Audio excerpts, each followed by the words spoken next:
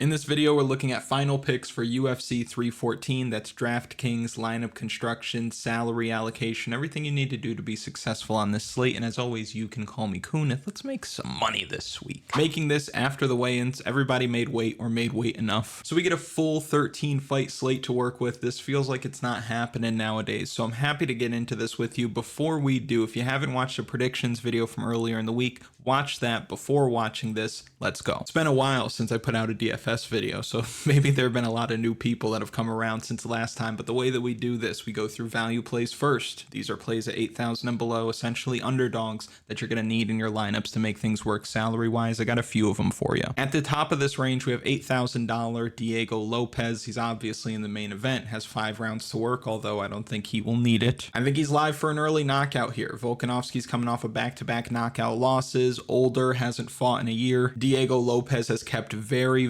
busy. He's hurt everybody he's fought damn near, and he's got the goods to get Volkanovski out of there. We talked about this in the predictions video. That uppercut from the clinch, that is the fight ending shot, at least what I'm thinking. He's posted high scores before. All he really needs to do is get the win here at 8,000. He's probably going to be optimal. Obviously, he's going to come in at high ownership, being one side of the main event, but too good to pass up. Has to be in value play consideration. Put him in your player pool. I think a lot of people are going to get here to Michael Chandler at 7,800. I think he's completely outgunned, and the only reason I'm talking about him here is because I don't know what's going on, but I see people in the comments from the last video saying, Kunith, how could you pick Paddy Pimblett to win by rear naked choke when Charles Oliveira didn't do it? I'd like to answer that question with a question. Are you out of your damn gourd? Just because Charles Oliveira didn't submit the man doesn't mean that nobody else could, because look at this. Dustin Poirier submitted him. Dustin Poirier, how many rear naked chokes does he have, Oscar? Oh, he's got one? He's got one in his entire career as a pro or an amateur? Who was that against, Oscar? Oscar's telling me it was against Michael Chandler. So just because Bronx didn't do it doesn't mean that nobody else can. If Poirier did it, Paddy the Baddy can do it as well. So not even somebody I would suggest putting in value play consideration, although he's got 5 rounds to work, although a lot of people are going to be playing Paddy. This is normally a situation where I would say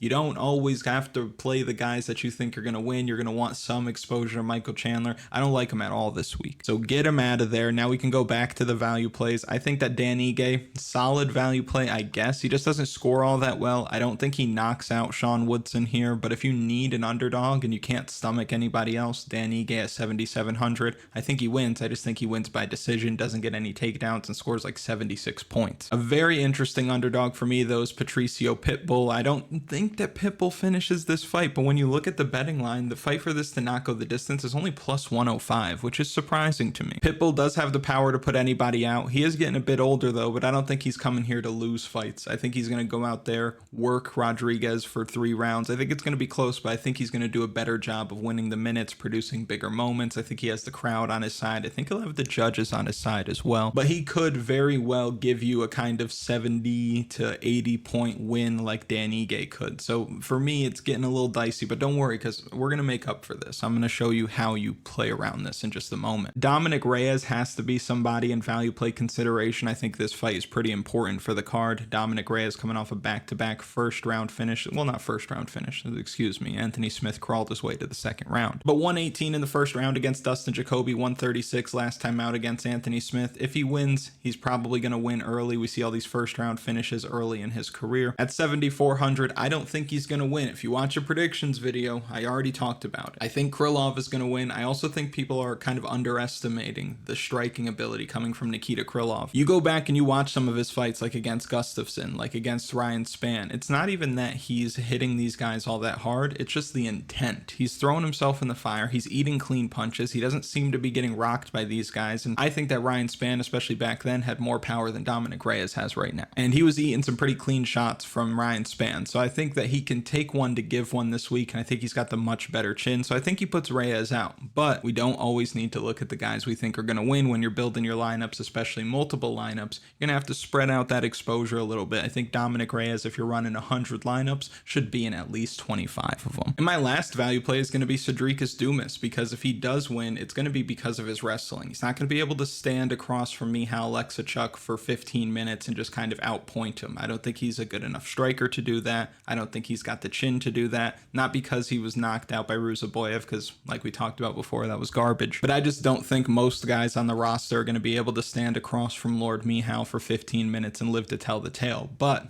like we talked about in the predictions video, if this does go beyond the first round, that's when Dumas is going to take over. And I think with that grappling upside, he's going to wrestle early often. If he finds himself in top position for all 3 rounds at some point in each round, he's going to be able to produce a score of 85 or better. And he could go out there and get bonked, right? He can get one tapped, he can get 360 no scoped. It can happen. Michal Oleksiejczuk has done it to better men, but I do think that SD Dumas does have the grappling to give him problems. I also see people saying, oh, but he's training with the fighting nerds and whatever. The whole training situation, that's kind of been lost on me because it's just too common of a narrative. We hear it every week. This fighter trains at this camp. He changed camps. Now he's training with these people. Look what's being done. And more often than not, it doesn't matter. It doesn't necessarily seem like it's resulting in a whole lot of better performances when guys are training at different camps. Like it's like, oh, he's fighting with the fighting nerds. It's like plenty of people train with those guys, but they're not the core 4. Those 4 fighting nerds, those are the nerds. Michal Oleksiejczuk, just there. I think people confuse proximity for progress, right? Because he's around these guys who are better than him, he's going to get better, which seems right on paper, but we've seen guys like Maurice Green and Dontel Mays train around John Jones for years and not get any better. Hell, to use the same team, we saw Kyle Bahalio go train with Sean Strickland for the Dricus Duplessis fight, and Sean Strickland looked horrible in that fight. So what are we talking about here? But anyway, those are my value plays. I won't get any more into that. Maybe that we'll save that kind of stuff for the live shows that are coming soon, but these are going to be the value plays. We'll use them as we're building some lineups this week. But before we start building lineups, real quick, like the video, subscribe to the channel, comment something for the algorithm,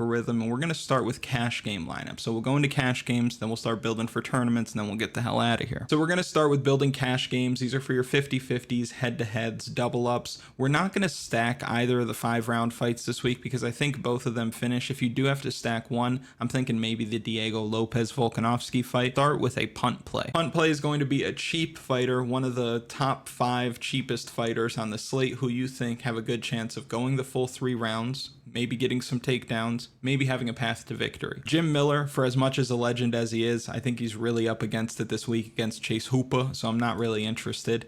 Darren Elkins is very interesting. I'll use him for the test build because there's a good chance he goes the full 3 rounds. I think Erosa can submit him, but he's not easy to put away at all. He's going to get takedowns here. He's going to work for 3 rounds. One of the best punt plays on the slate. If you want to come up to Bryce Mitchell because you think he's going to out-grapple Silva, you're on your own. Now we can come up to kind of this mid-range and start grabbing fighters. You know what? For the purpose of the build, let's do it. Let's go ahead and grab the main event. Let's stack it just to see kind of where we land. 89.66 left over per fighter. We can come up here to Sumudaerji. We can come back down here to somebody like Paddy Pimblett. And now with 9,600 left over, you can grab a Chase Hooper. I'm fine with that. You want to run your cash games like that? I don't really have a problem with it. You're just really hoping that this fight doesn't go under 2.5 rounds. If it goes over 2.5 rounds, you're golden. So basically, if you think Volkanovski is going to win, this lineup works. Now, if you want help building lineups or you want the computer to do it for you, you can go to kunithmma.com, use the lineup optimizer, create as many lineups as you want. This is really good for people who play multiple, like 20, 50, 100, 150, or anywhere in that range. You'll also have access to the official betting article for the week if you're not interested in DFS and you just want to bet, or you are interested in DFS but you still want to bet. The official betting article of the week is on there. I have 9 bets going out this week. All of that's already on the site, as well as the DFS strategy guide. That is a written thing. It shows my cash game core, favorite plays at each price range for tournaments, all that good stuff. All that can be found in the description and in a pinned comment. Again, that's kunithmma.com. Go grab a membership, test it out, tell me what you think. And one thing I do want to throw out there with the DFS strategy guide, when I make videos like this, there is a lot of overlap. For example, in my cash game core, I do have Chase Hooper. I do have Darren Elkins. The last thing I want to do is tell you, here are the players that I think are good for cash, and then tell you the exact opposite when it comes to the DFS strategy guide, because that's just unfair. It's not like NFL DFS or NBA or MLB where you have so many inputs. There's only 13 fights. There's only so much we can cover, only so much information that we can put in the video and on the DFS strategy guide. There will always be overlap because I'm not trying to mislead anybody. But still, if you want everything written out, you want the data, you want the projections, you want all of that organized for you, and the optimizer, which I can't give you over the video. That can be found on kunithmma.com. Again, linked in the description and in a pinned comment. Let's go tournament lineups. Come on. Now for your tournaments, I think the winner of the main event is a must. Volkanovski has posted ridiculous scores in the past, 136. Hasn't looked too good lately, but 114, 133, 136, 103. Breaking that 100-point ceiling all the time, making full use of the 5 rounds that he's got. So if you want to play him this week, by all means, I'm going to give you a Volk look. Paddy Pimblett, somebody you got to be looking to play this week. You don't need to play him in every lineup. You're running single entry. You want to get a little bit different, maybe. He does have 5 rounds to work, though. He's got the wrestling advantage. He might take Chandler down 3, 4, 5 times in this fight. But now we've got 83.50 left over per fighter. Don't sleep on Virna Jandiroba. Please do not, because she's going to get takedowns every round, and if she does get a takedown, that's the end of the round. She has absurd control, and something that I was trying to put eloquently on the DFS strategy guide, I don't know if I did a good job of it. She's in a position where, let's say she doesn't finish the fight in the first 2 rounds, you might be scoring more points, because if she does get takedowns, look at this control time. 6.5 minutes. This fight didn't see the 3rd round. 7.5 minutes. 12 minutes. She does a really good job of staying in a dominant position on the mat. So if she gets a 2nd round submission, great. You get your takedown, you get your 70 points for the round 2 win. That's all great. But if she doesn't, she still has the ability to go break 85, 95 DraftKings points with that control time, strikes from a dominant position, the takedowns that come with it, even with a 45-point decision win. Sorry, 30 points for the decision win. And still 83.66 left over per fighter. So we're going to have to come down here. We're going to have to get a little cheaper. So let's say we went with Pitbull, and we got 8,800 left over per fighter. And this is kind of what I was alluding to before. How do you build when the underdogs don't look great this week? Well, it's really playing a lot of these fighters in the mid-range. So these fighters that are like 8,900 to 8,000, you want to kind of live here, right? I think if you're not playing Dan Ige, Sean Woodson might be a strong play. I think Nora Coronel, somebody who's going under the radar, missed weight, so that's probably going to pull her ownership down a little bit.